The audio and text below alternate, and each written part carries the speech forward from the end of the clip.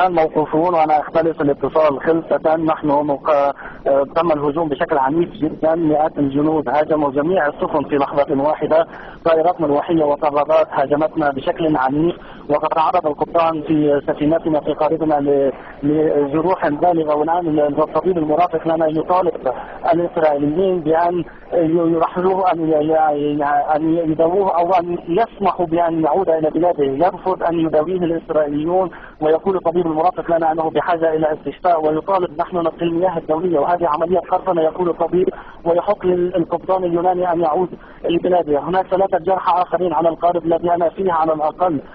بدأ الهجوم باقتحام السفينه التركيه، وسمعنا دوي انفجارات بسيطه ربما كانت في عمليه الترهيب، ثم قدمت بعد ان قدم 3 طرادات في المرحله الاولى، قدمت طائرتان مروحيتان، ثم قدم عشرات من الطرادات وهاجموا جميع السفن في لحظه واحده. نحن نتحدث عن مئات الجنود وكاننا في حرب، جنود مدججون بجميع انواع الاسلحه في وجه لعب الاطفال وفي وجه المدنيين وفي وجه الذين يحملون مساعدات انسانيه وقدسيه للاطفال. مشهد لا يمكن ان اوصفه لك.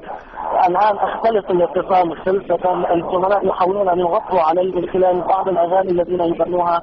نحن لا ادري الى اين يقودوننا، الى اين ياخذوننا الان. نحن على متن القارب، لازلنا على متن القارب. امروا الطاقم القارب بان يشغل المحرك، رفض ان يشغل المحرك، يرفض الجميع ان يتعاون معهم، يواجهونهم بجرأة بالغة. في الحقيقة مشهد مذهل، يعني الجميع يرفض ان تتحدث اليهم او التعاون معهم، ويرفض اي مساعدة. لقد استخدموا الادوات الكهربائية، يعني صعق الكهربائي يعني.